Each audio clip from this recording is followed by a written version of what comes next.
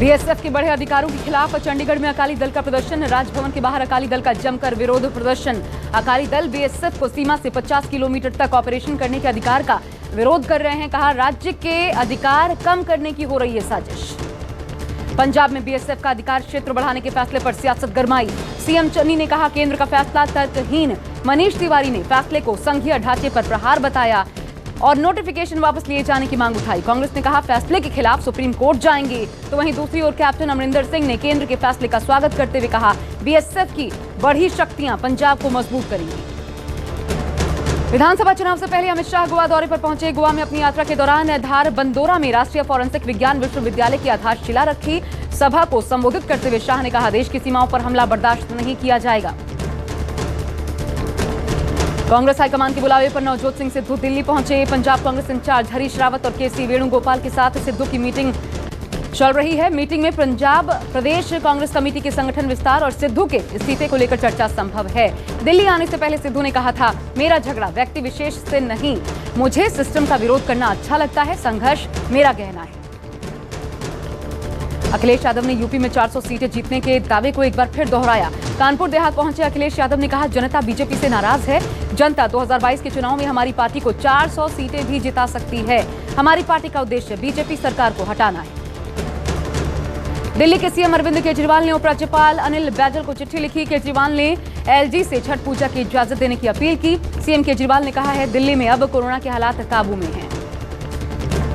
दिल्ली में किसी भी सार्वजनिक जगह पर दुर्गा मूर्ति विसर्जन की अनुमति नहीं है। दिल्ली पॉल्यूशन कंट्रोल कमेटी ने आदेश जारी करके कहा, घरों में ही बाल्टी या फिर कंटेनर में विसर्जन करना होगा। नदी को प्रदूषण से बचाने और विसर्जन में भीड़ से कोरोना संक्रमण फैलने की आशंका के चलते फैसला लिया गया।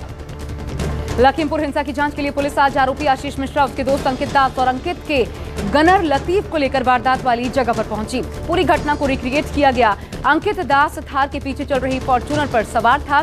पुलिस इन सभी लोगों से पूछताछ कर मामले की सच्चाई जानने की कोशिश में जुटी है। पुलिस रिमांड पर पाकिस्तानी आतंकी अशरफ ने कई बड़े रास्ते पर्दा उठाया। आतंकी ने खुलासा किया, वो भारतीय पासपोर्ट से थाईलैंड और दुबई गया था। सूत्रों के मुताबिक आतंकी अशरफ ने थाईलैंड, दुबई में आईएसआई के बड़े अफसरों से मुलाकात की और कई जगहों के फोटोज, वीडियोज के साथ नक्शे भी दिए थे। पीएम मोदी ने पूर्व प्रधानमंत्री मनमोहन सिंह के जल्द स्वस्थ होने की कामना की। तो वहीं स्वास्थ्य मंत्री मनसुख मांडविया ने आज एम्स पहुंचकर मनमोहन सिंह के स्वास्थ्य के बारे में जानकारी ली। मनमोहन सिंह की तबीयत खराब होने के बाद कल एम्स में भर्ती करवाया गया है। फिलहाल उनकी हालत स्थिर है। देश में 2 दिन के बाद आज एक बार फिर पेट्रोल और डीजल की कीमतों में इजाफा।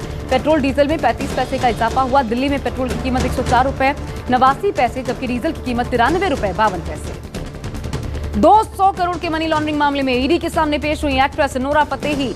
मनी लॉन्ड्रिंग मामले में ईडी नोरा फतेही से पूछताछ कर रही है। सूत्रों के मुताबिक दिल्ली के तिहाड़ जेल में बंद सुकेश चंद्रशेखर द्वारा 200 करोड़ रुपए की ठगी के मामले में ईडी ने नोरा फतेही को समन भेजा था।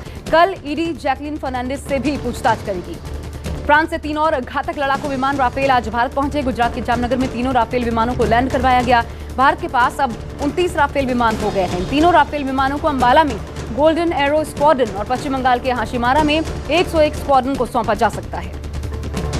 आज महानवमी के मौके पर सीएम योगी ने गोरखनाथ मंदिर में कन्याओं का पूजन किया। सीएम ने पहले कन्याओं के पैर धोए, उन्हें तिलक लगाया, वस्त्र अर्पित कर भोजन करवाया। इस मौके पर सीएम योगी ने कहा, लोगों को बेटियों के प्रति अपना नजरिया बदलना होगा, क्योंकि बेटियां किसी से कम नहीं। शाहजहांपुर में शहीद सरस सिंह का अंतिम संस्कार किया गया। शहीद की अंतिम यात्रा और अंतिम दर्शन के लिए जनसैलाब उमड़ पड़ा। सिपाही सरस सिंह पुंछ आतंकी हमले में शहीद हुए थे। सैन्य सम्मान के साथ अंतिम संस्कार किया गया। इस मौके पर सभी की आंखें नम हो गई। सियासत में सिक्सर लगाने वाले बीजेपी के मंत्री ज्योतिरादित्य सिंधिया ने क्रिकेट के पिच पर चौके छक्के जड़े। सिंधिया अचानक क्रिकेट के प्लेग्राउंड पर पहुंच गए। जोरदार बल्लेबाजी करते हुए पिच पर चौके छक्के भी जड़े और फिर क्लीन बोल्ड हो गए। हरिद्वार में एक प्राइवेट कंपनी में भीषण आग लगने से हड़कंप मच गया। दूर से ही आग की भयानक लपटें देखने को मिली। आसमान में छाए धुएं के गुब्बार को देखकर लोग दहशत में पड़ गए। कड़ी मशक्कत के बाद आग पर काबू पाया जा सका। हिमाचल की मंडी में भीषण सड़क हादसा। बेकाबू कार ने खड़ी गाड़ियों में टक्कर मार दी। टक्कर के बाद आग लगने से कार धू-धू कर जल उठी। फिर देखते ही देखते कार जलकर खाक हो गई। गनीमत रही कि कार में बैठा शख्स वक्त रहते बाहर निकल आया और उसकी जान बच सकी।